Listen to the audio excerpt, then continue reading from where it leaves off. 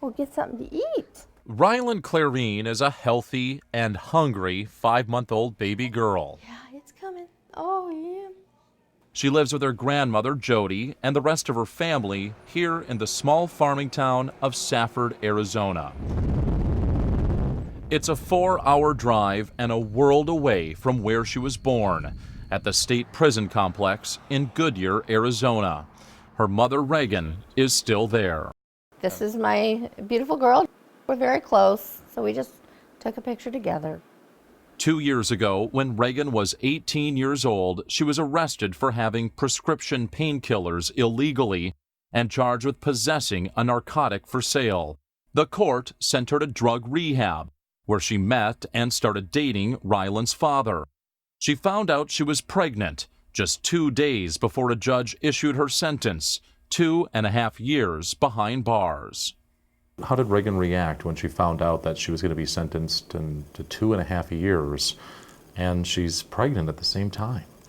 Reagan is very, she holds her emotions very well, but once she's talking to me alone, it's, complete devastation. But that was just the beginning.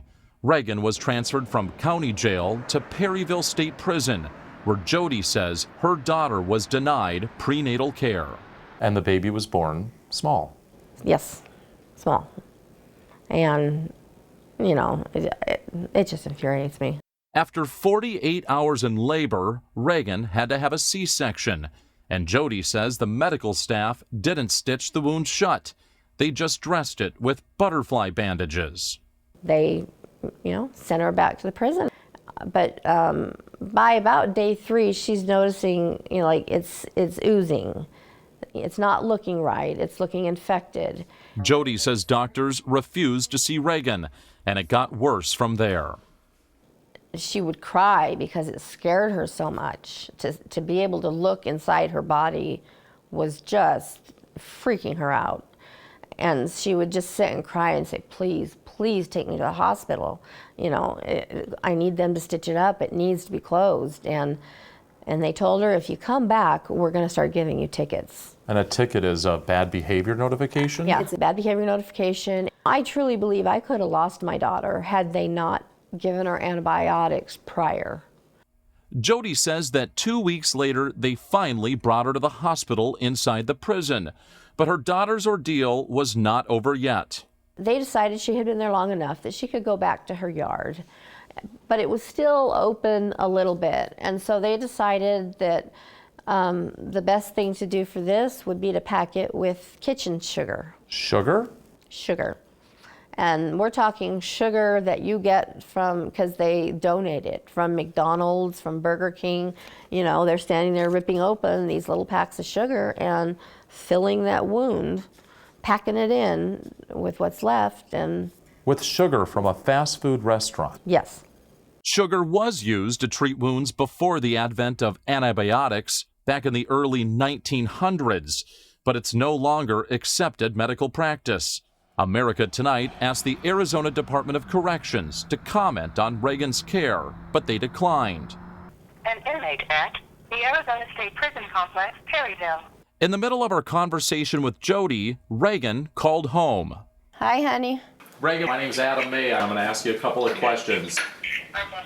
After you had the C-section, what happened to you? After I took a shower in the morning, I found out, I looked down and it was coming open, so I went up front and I told him, I need to be seen right away. Back up for a second. How big was the wound? It was big enough for me to be able to put my fist in there.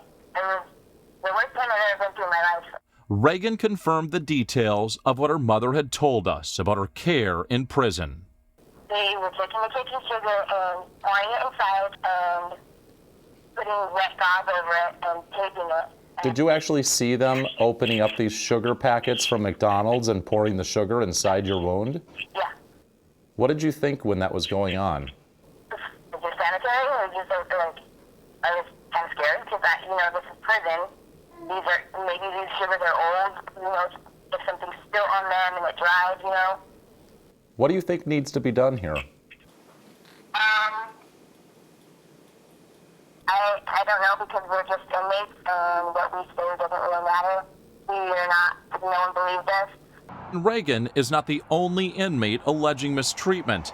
The ACLU filed a class action lawsuit against the Arizona Department of Corrections last March. It alleges that prisoners are at, quote, substantial risk of pain, amputation, disfigurement, and death. It cites examples of prisoners being told to pray to be cured or drink energy shakes to treat cancer symptoms. The ACLU says the treatment amounts to cruel and unusual punishment and violates prisoners' constitutional rights.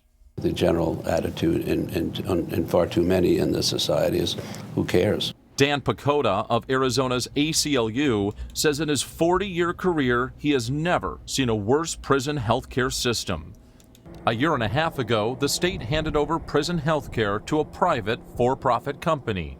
The Arizona legislature, in the last few years, the main goal has been to reduce the costs that are attributable to the prison function. People are often sent to prison for 2-year, 3-year sentences that have turned into death sentences because of the absence of the basic minimal care.